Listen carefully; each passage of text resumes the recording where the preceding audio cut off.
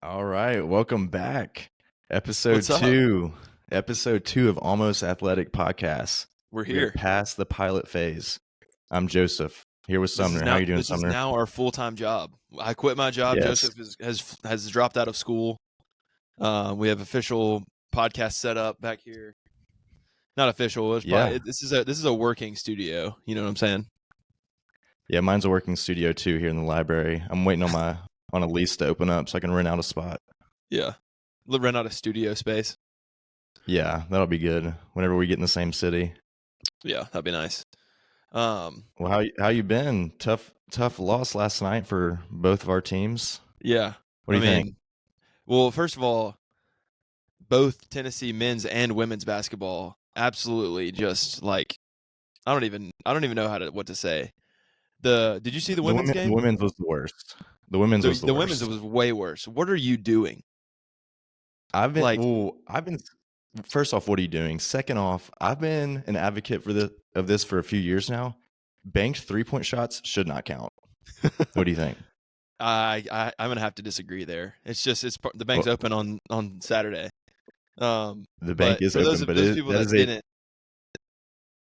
that didn't see, we'll have to do it. Drop the clip in there. It's bad. I mean, banked in 3-pointer. Nobody even within 10 feet of this top of the key three. Yeah, that was the Lady Vols playing 30-0 South Carolina women's basketball. Yeah, lost on a last second bank in 3, just absolutely brutal. Didn't even get a hand up. No closeout. No, like they weren't even at the free throw line, and the girl was at the 3-point line. I watched the video of it like a couple minutes ago, just so that we could talk about it. And one of the Tennessee players, after she makes it in, just shrugged and was like, "Oh well." Just you hate to see that body language, you know. Yep. Well, there was that. Yeah. Conference tournament over. Speaking of Tennessee men's, they played Kentucky yesterday at the time of this recording, and I mean, with a number 1 seed on the line, like I already won the SEC, like they're going to be a 1 seed in the SEC tournament, and they're probably going to see Kentucky again, because Coach Cal seems to always have the Kentucky Wildcats playing like their best basketball in late March, and just lay an egg against Kentucky. Let Reed Shepherd just go off, and then Dalton Connect had 40, but the guy doesn't play any defense. Correct me if I'm wrong. You were at the game, so tell me how the environment was.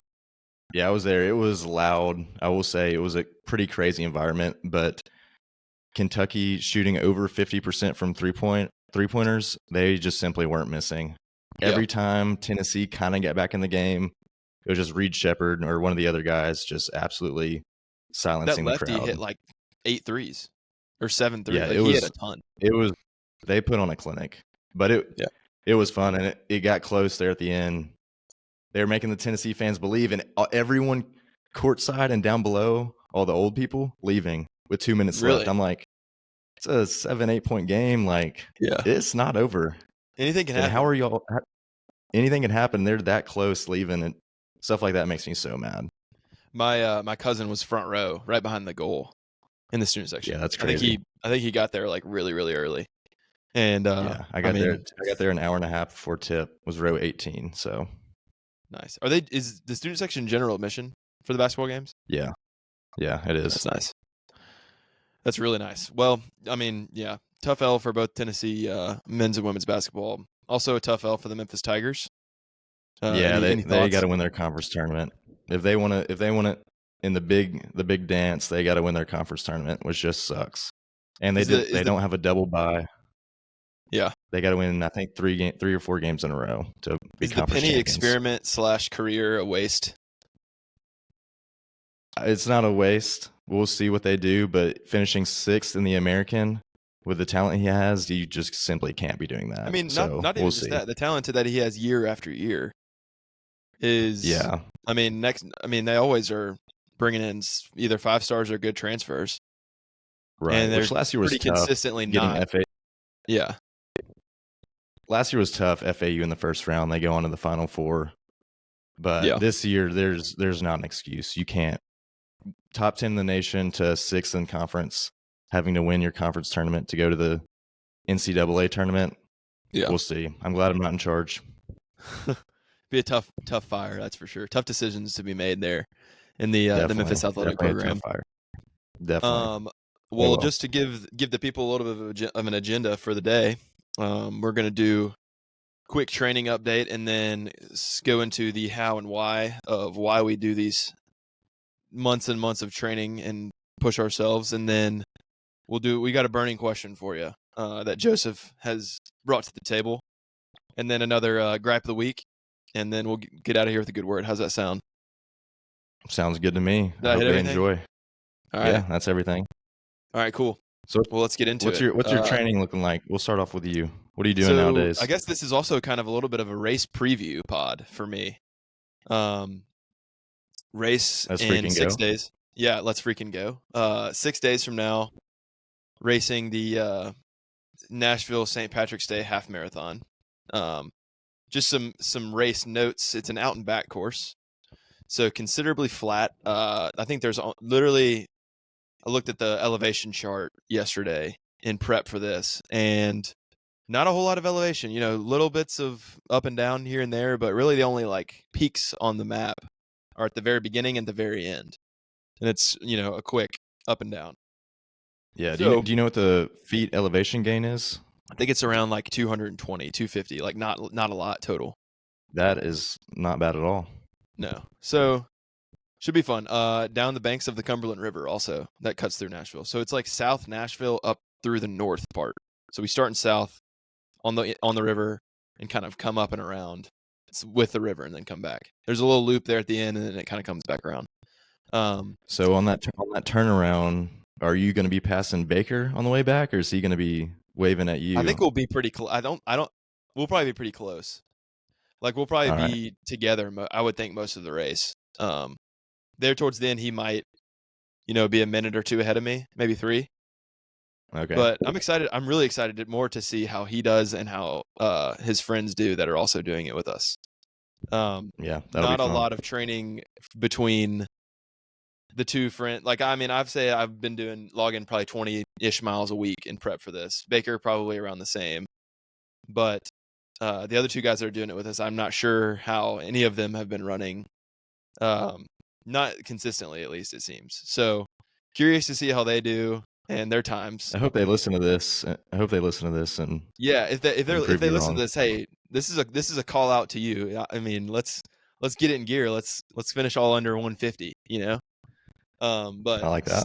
still gonna be fun. Really excited. And then, so for this week in prep for the half, I'm gonna get a 3-miler in after this, and then we are gonna do tomorrow 4, and then Wednesday we'll do another 3, and then we'll rest Thursday, Friday.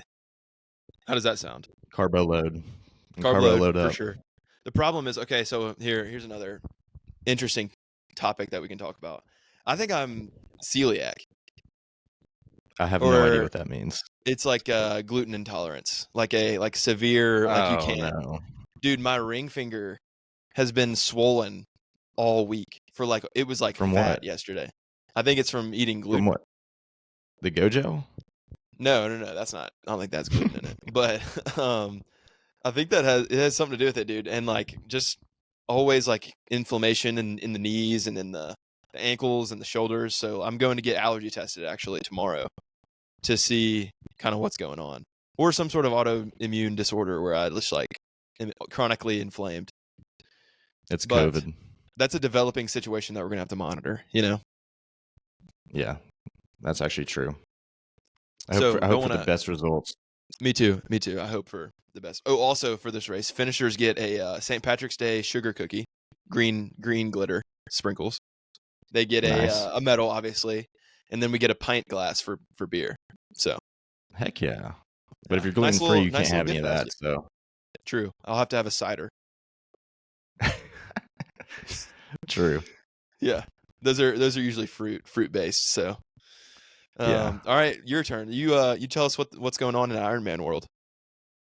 In Ironman world. Okay. Well, funny you say that. Tomorrow, Monday, I start out with Speed Force Tri, Sam Tabor. He's going to coach me because we're 6 months out from the Ironman. And so we'll officially get the ball rolling tomorrow. But this week I did, honestly, a little bit of a deload week because I've been building. Kind of wanted to take a little deload before starting with him. Yeah. I did 15 miles running, a little over 3 hours on the bike. I did 56 miles on the bike this week, which is funny enough, the half Ironman I was going to distance say. of the bike. Yeah. So it's in 6 months, I got to do double that with some little bit of running and swimming. Just And a then little also bit, did, dude. yeah, just a little bit more. And then I did 4,000 yards swimming, so 80 laps in the pool. So that was this week. But another milestone, we're 6 months out from the race, and we're 2 weeks out from my CPA exam. So hopefully in 2 weeks, I'll be completely done. It's time to lock in, though. These Let's last 2 go. weeks are usually the roughest. So, but it's Yeah. spring break here on the hill, so I got a lot of time this week. It's quiet up there on Rocky Top. There is nobody here right now except for families who Nice. probably came to the game last night. Right. Nice. But yeah, that was my week, and I haven't seen what the week ahead holds because he hasn't uploaded it yet. But I'm on Training Yeah. Peaks, and he said he'll have that in by the end of the day today. So Nice. I'll know shortly what I'm doing this week. Welcome to Team Speed Force. Or I guess I should congratulate you on joining Team Speed Force. I'm not a member. So. I can't wait. I can't wait for you to join when you do the half Ironman the day before. I read your thread. I need to just sign up for it. Just go ahead and rip the Band-Aid off. Yeah, you do. We'll see. Lots of things to pay for in this side and in my world right now. So very true. Very true. Well, good deal. I'm excited for the race and for your race, and to see how it is having a coach also. That's going to be cool. Yeah, it'll be my first one, really. I had a swim coach a little bit whenever I first started swimming, but we met like once a week, and she was through the aquatic center here, so it wasn't anything super serious. Kind of like a community effort, or like a community coach. She got me doing those laps, though. I showed up that first day and I couldn't get from one end of the pool to the next without being completely out of breath. So it's crazy how swimming is like so difficult until you like realize what you're doing. Until you get in a rhythm. That's all it is. Yeah. All right, you want to move into segment number 1? Yeah. We're kind of already on it, how I got into you just keep the how of getting into endurance racing. And it's kind of funny. I thought about this one, and it really kind of started whenever I got to college. And I was away from team sports, and I missed it. I missed not having mainly the team, but ultimately training and competing for a goal. So in high school, that was winning games or state championships. I missed that. And I think it was another reason. It was partly due to my knee injuries, working towards a goal of getting back to playing sports, getting knocked down and rebuilding those 3 times. I liked having a tangible goal to work towards. And when I got to college, I was going to the gym, working out a few times a week, but I really had no idea what I was doing. I would say I would go hit arms, but I would do bench press. Like I had no idea the muscle groups I was even working. But then, funny enough, my dad put me on to this guy named Nick Bear on YouTube. A few people may have heard of him. He's pretty popular now. Yeah. And he was in the middle of the Ironman prep. And I had heard about Ironman in the triathlons, but I didn't know what it entailed. So I Googled what the distances were, and I was shocked. I mean, my jaw dropped when I saw what an Ironman distance triathlon entailed. But I saw that there was different distances you could do. It went from sprint, Olympic, half Ironman to Ironman. And I looked at the sprint distance and I was like, I could probably do that. So I signed up for my first sprint triathlon here in Knoxville, trained for like 2 to 3 months probably off a training plan online. And it was a big deal to me. Like my parents drove up from Memphis to Knoxville. My girlfriend came, one of my roommates came and showed out. And it's funny, here were the distances. It was 150 meters in a pool. So that was 6 laps. Yeah. The bike was 10 miles, which I did on a mountain bike because that's all I had. And then the run was a 5K, so 3.1 miles. And I did it, and it was a ton of fun. And I was like, let's try to go up from here. And so I did a half marathon, and then I did another triathlon that summer, which was a little bit longer. It was still considered a sprint though. And after each race, I was like, I'm in the best shape I've been in. Why not just keep going up?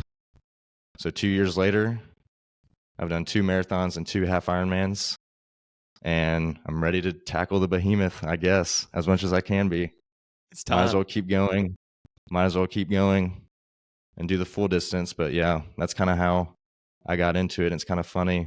It's like an addiction. You want to get better each time you do it. And so I just kept building.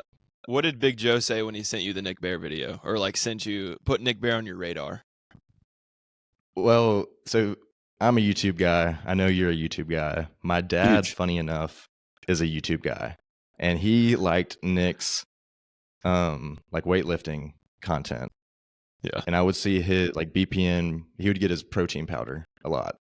So I kind of saw the name like in our house a little bit. And then I texted him like, what's that guy's name who you get the protein powder from? He said Nick Bear. I was like, okay, well, this guy just came across my YouTube page feed. So that's when I started watching him, which was honestly sophomore year of college. So what is that, 2020? Yeah. 20, yeah. For me? Right there. Yeah.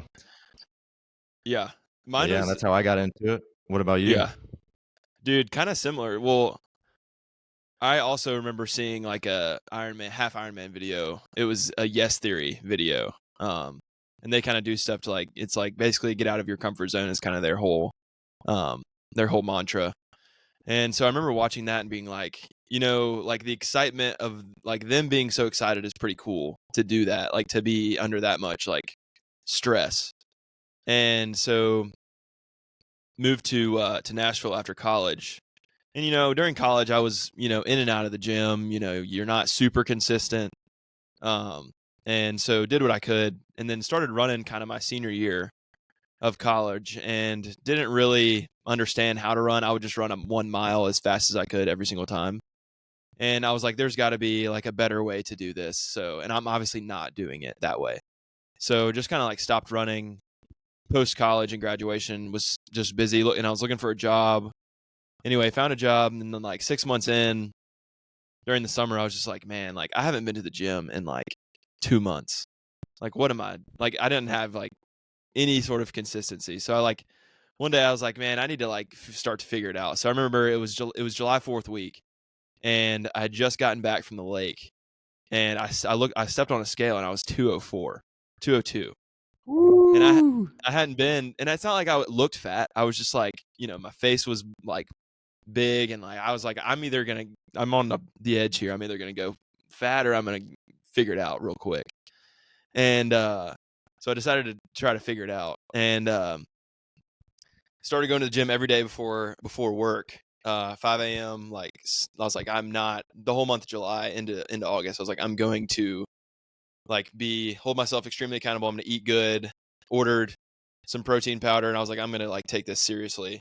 Not that like protein powder is any sort of like, like magic. It's not a savior, but if you buy it, then you feel obligated to use it. Right, exactly. So anyway, and then I would run, for 20 minutes, 25 minutes before each workout, or 2 or 3 times a week, just to get like warmed up. And then about a couple weeks into that kind of experiment that I was doing, also found some Nick Bear videos. And I can remember I had seen you doing this for a year, probably 2 years. So you had probably done the half Ironman and a couple marathons. And I was like, man, if Joseph can do that, I think I should be able to do that too. Like maybe not as good, but like I'm going to at least try. And so I remember seeing your BPN hat that you always freaking wore in every workout. And you'd post it on your Instagram story and be like, man, this thing is like, I'm putting in work in this hat. Like, look at the salt on the hat. Like, I'm never washing this thing. Yeah, and funny enough, I lost it one time and about freaked out. I instantly ordered a new one. Yeah. Yeah. You called me and you were like, I lost my hat. And I was like, so what? I didn't get it. And anyway, so then I stumbled onto I found it, by the way, everyone. It was all good. I found it. And he called me when he found it too. So anyway, he found the hat, but I also found a Nick Bear video on my YouTube popular page or whatever, and it was a marathon prep workout. And so I watched it, and I was like, man, and it was like 10 steps to like run faster or whatever. And so he broke down the Maffetone method and sprint workouts, tempo workouts, all the things. And I was like, okay, well, I'm just gonna like get lost in this content and try to learn as much as I can from this guy who makes good and interesting videos and also like is like consumable. So anyway, started watching him and also continuing to work out and then implementing more and more runs into my schedule. And then I knew that Jacob, one of our friends, was going to run the St. Jude half in Memphis. So I was like, you know what? I need to just sign up for the 10K. And I was like, that's what I'm going to do. 6 miles, I can do that easy. And then I ran 6 miles at Centennial Park one morning. And I was like, that was like relatively easy. Like, I don't know why I would just like pay to do that. So I was like, I'm just going to sign up for the half. And I remember the day I signed up, I was so scared, like nervous, scared. I like pressing like submit. I was like nervous. I was like sweating probably.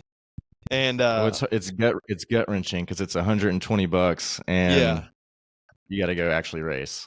yeah, you're financially in it at that point. And so Right. anyway, man, like I was like, I'm not gonna miss like any workout. Like I'm gonna actually like try to break like 2 hours was in my head. I was like, if I break 2 hours, like I'll be happy.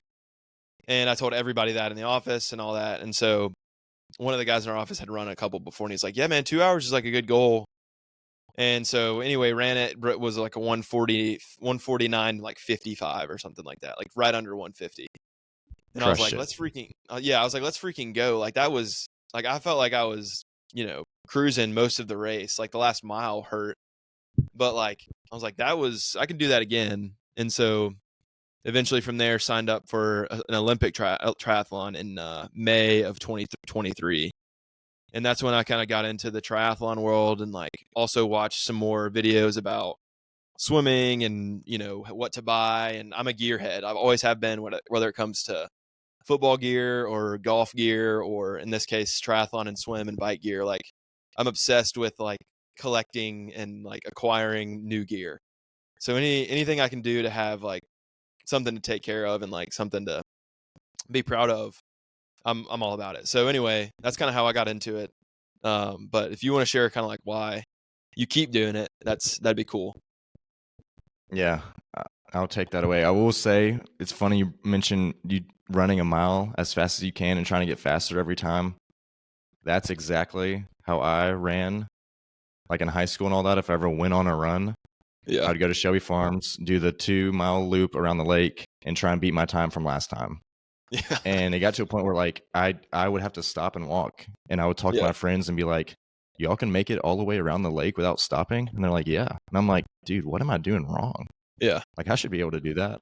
Getting over But that it's like funny. the first like I'm running like 10-30 miles or like 11-minute miles is like the hardest thing ever. Definitely. And it is tough, especially if you're on Strava and people can see how fast you run. Yeah. And they're like, dang, they're running slow, but it's like really kind of what you need to do to build your aerobic base and all that. Yeah. Luckily I didn't have Strava at the time, so no accountability there. Right. That's funny. Well, yeah, I was thinking about this too, why I keep doing it. And I kind of said a little bit earlier, after every race, I'm as fit as I've ever been, so I might as well keep going. But there are a few other things too, that a part of training that has trickled into my everyday life. And I think a lot of it is like the discipline that training, going through a training program provides, and like time management. Like there's so much stuff that goes into training and so many things you have to get done. You really have to plan your day around when you'll get those workouts in and all that. And I've been able to compare it to CPA studying. Set up a plan 2 months in advance, study, lead up, and then on race or exam day. And it's kind of funny the parallels there, because if I fall back in my studying, then I won't do as well on the exam as I need to do. Same thing with training. If I miss a training day, that's going to set me back. And it's just the discipline that this training for a race has taught me, that has carried over into studying and all that for me has been super beneficial.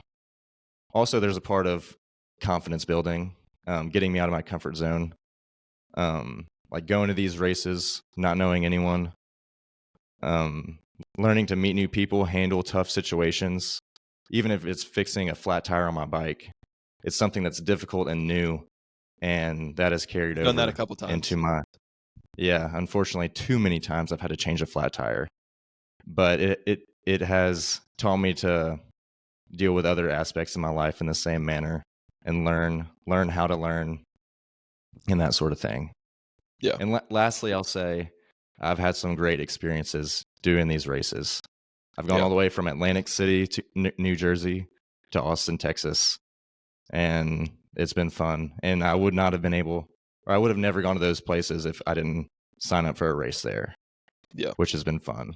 But I do want to shout out my mom in particular, and Towns, my girlfriend, for oftentimes me lugging them around to these races. For example, when we went to Atlantic City, my mom drove from Memphis to Knoxville, from Knoxville to Atlantic City to be there for me, and it was just That's awesome. special. I remember more about the trip in general than the actual race, and I'm so thankful for my mom and family and everyone for supporting me for doing all this, because it is kind of crazy. They think I'm crazy for doing it, but I'm super thankful for them and for them being understanding. Yeah. So Shout out what to the keeps me fam. in it. Yeah. Shout out to the fam. What about Dude, you? Why do you I keep on remember coming when back? we were about to start, you had already gotten into the water for the half Ironman, but my mom was like, my dad was like, had misjudged how like early to leave to get there. And I was like literally like 5 people back. And I saw my mom like sprinting down the hill from like Shelby Farms to the water. And I was like, just don't fall. I was like turning around, like, don't fall. Like, I'll just wait. And anyway, Yeah, she gets up there and she's like bawling, crying. And like, I was like, it's not that big of a deal. But to them, it is, she's man. Like, emotional. yeah, my mom is definitely an emotional gal. But I just wrote down a couple thoughts as far as what keeps me in it, dude. There's nothing like the adrenaline you get on like race day morning and like showing up to the site. Like for me, it feels like a game day, and I'm sure it does for you too. But like I've never been much of like a practice guy. I've always been like, talking about practice. Like let's go What are you play talking a about? game. Practice? Let's go play a game. So like That's right. for me, like I've always been able to kind of like flip a switch, which people talk about flipping a switch and breaking it and like, never turning the switch off. For me, it's a flip switch. So like game day, I feel like I can always show up and kind of perform, which I guess is, just like an attribute of mine. Also, it's an addiction and it's a very healthy one at that. Like there's nothing wrong with the endorphins that are created from like a race day feeling. So, there's good things and there's bad things, but that's definitely a good thing, good addiction to have. And then the satisfaction of completing like that is like there's nothing better when you cross the finish line. You're like, everything that I've done from the past 3 months, 4 months, 6 months in some cases, like it is culminated into me being able to actually like finish it and be like in the top, not the top, but like in the 1% of people in the world that have ever done something like this. Yeah. So I think it's an extreme case of the delayed dopamine effect. yeah, Months and months of working towards a goal, crossing that finish line, and like you said, the endorphins rushing is awesome, and it's dude, a it great is feeling. so fun. Like even you And like it's completely forget the last like 40 seconds of a race. You like completely forget like how horrible you feel. At least for me, yeah, like, dude, my cat like this past St. Jude race that I did, like my calves were cramping up. Like it was like very difficult the last mile, and like the last right, 0.25 miles, I was just like, this is amazing. I'm gonna try to go beat like 149.50 or whatever it was. yeah, So. exactly, But I also agree, man. The camaraderie, like the race community, is really cool. Like everyone realizes how hard and like what people are doing is like super difficult for them, like individually. Like for somebody that's doing a 5K, that might be like just as hard as someone doing like an Ironman. Like it's like very comparable.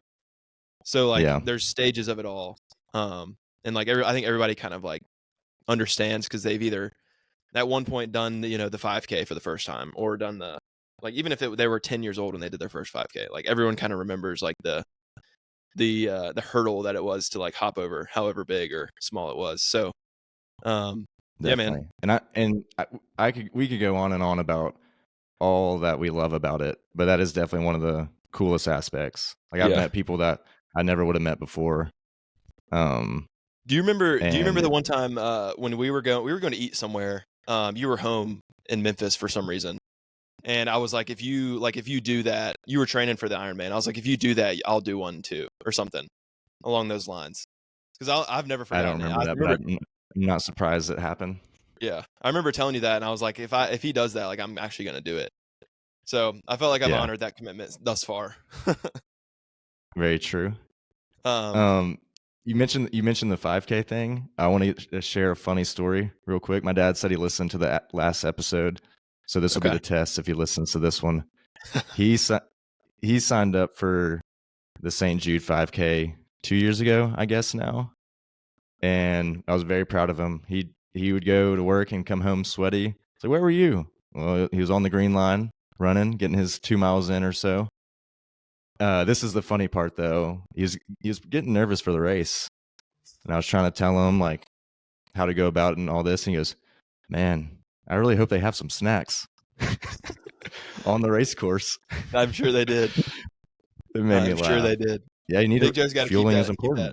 Shout out Joe, man. I saw him getting it in one day at the lake at Shelby Farms one day, and he just gave me a little one of the. I was like, "What's up, Mr. Welch?" And he just gave me one of these, one of those That's fist right. bumps. He's getting it in. Yeah, He's carrying the getting it in. boats. That's right.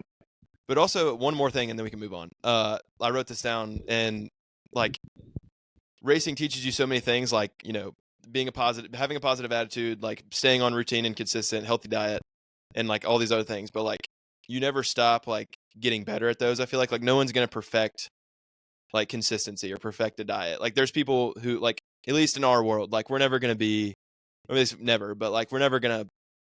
One day you might be, but like I'm never gonna be Jocko Willink or like David Gott. Like I'm never gonna run 50 miles like every day. Like that's just not in the cards for me. But like if I'm keeping it real with myself, I'm never gonna be perfect at those things. But like I can always try to be. So like that pursuit is something that I like especially. So thought I'd Absolutely. mention it. Absolutely. I like that. That's a good point. Yeah. Well, I guess in that we kind of broke down our first race experience. But what was your first race?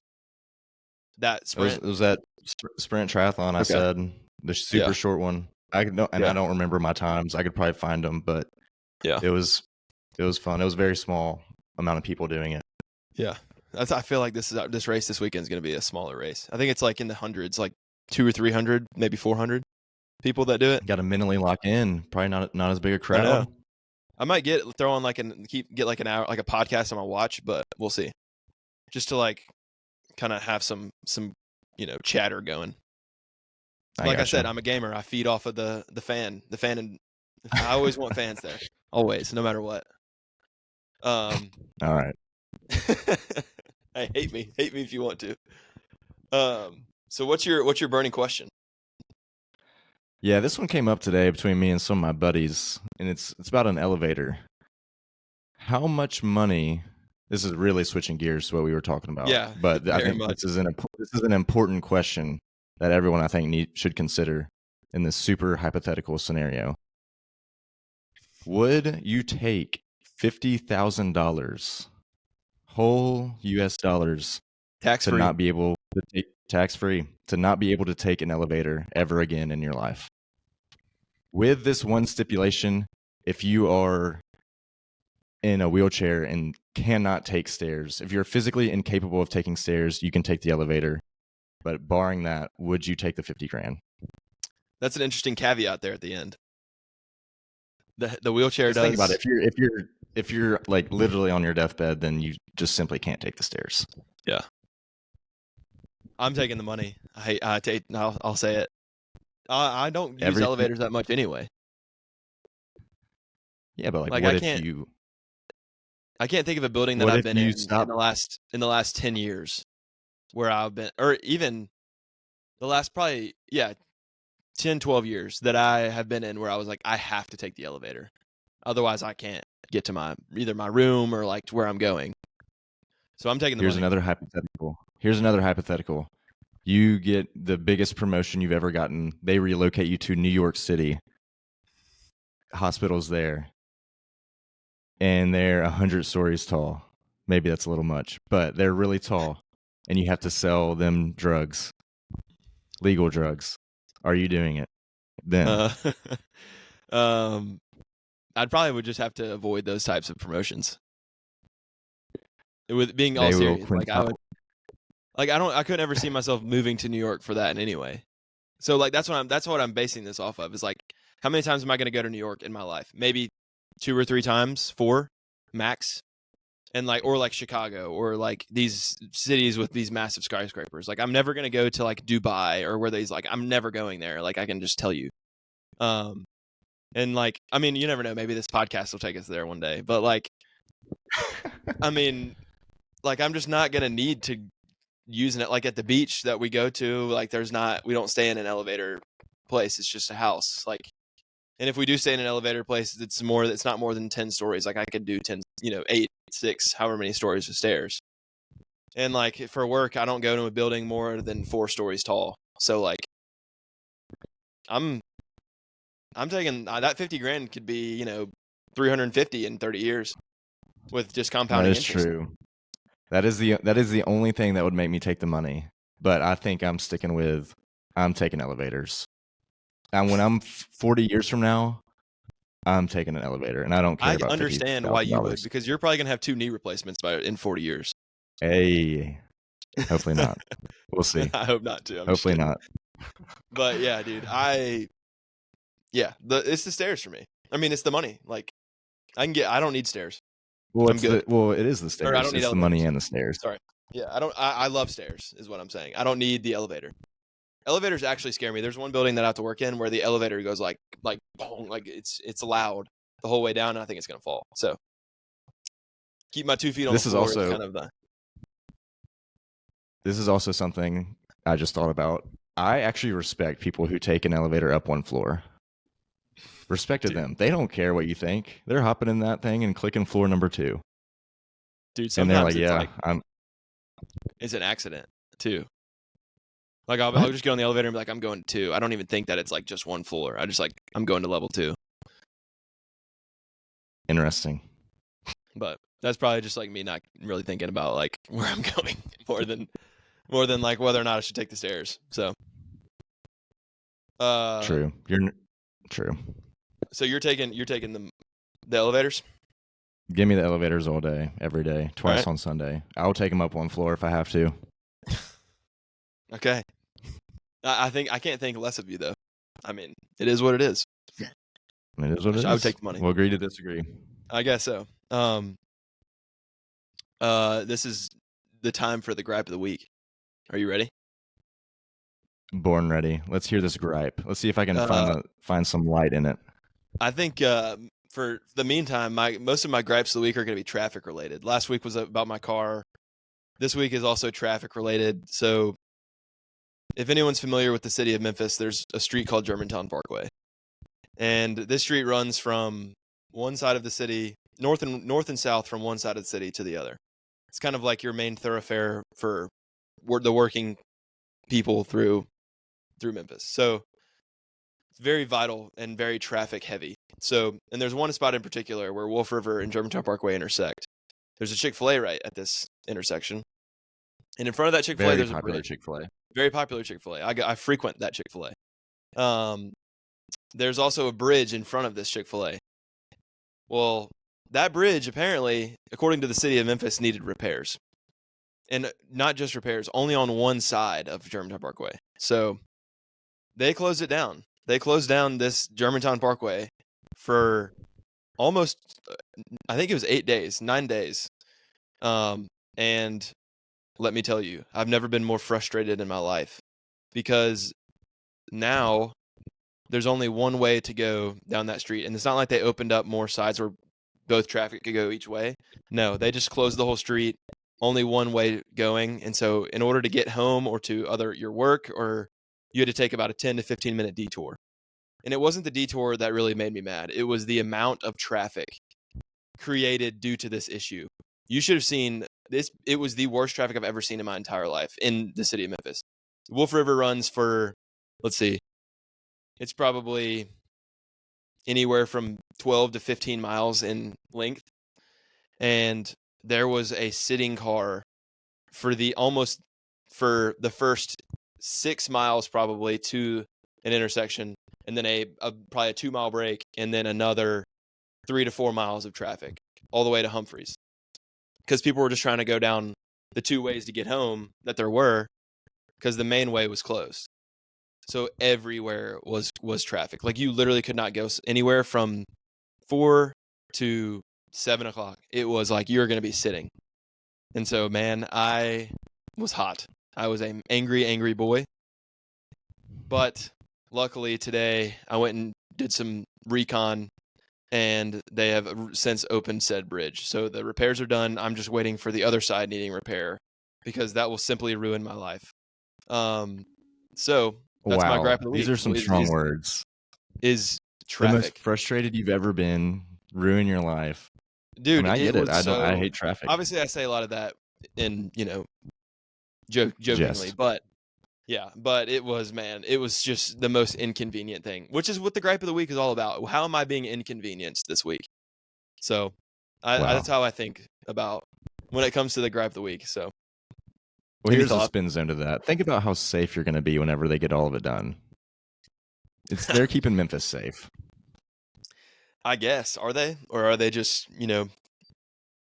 they doing just a making repair that could have been done sometime else, or not done at all? Or are they making a little whippersnapper from the burbs a little frustrated on his way home? It wasn't just me. I was not the only one, trust me. It was me and thousands to tens of thousands others in the city of Germantown, Cordova, and Memphis. So, well, I hope they get that fixed. I guess, for that matter. They need to work that out. Luckily now it's back open, but also they're doing like the whole anyway. The traffic state in the city of Memphis right now it's pretty subpar, I will say. So that's my gripe of the week. Could be. Thanks for listening. Could be worse. Yeah, could be worse potentially. True. We'll spin zone in again here. We'll wrap this thing up. It's been over 40 minutes. Yeah, let's get out of here. What do you got for us? We'll end it on a good word. And it's kind of funny, we doing these things on Sundays. The sermon is fresh on my mind, so I'm stealing this one from the sermon today, and it resonated with me because I oftentimes am sharp with those around me. But the pastor today spoke about how our primary concern in what is going on in our life currently may not always align with God's, and additionally, what is going on in our life may cause us to be sharp with others. And for me, I related this to training or studying. I'm very regimented, like I talked about earlier. But if something doesn't go my way or how I have it planned, it could potentially frustrate me and make me be sharp to those around me or have a bad attitude. And the pastor today spoke about how the impressions you have with people will last for forever, but that little moment of frustration in your life is fleeting, and you probably won't remember it days, weeks away. And so it's always important to keep in mind God's primary concern and how we treat others and our influence in their lives, and potentially showing them Christ through our actions and words and leading others to Him, which I think I could definitely do a better job at sometimes. Yeah. So that's good stuff. That resonated with me because I can be short-tempered at times. Yeah. As your best friend, I can see how that would apply. Or one of your best friends in your inner circle, I can see how that would be applicable to both of our lives.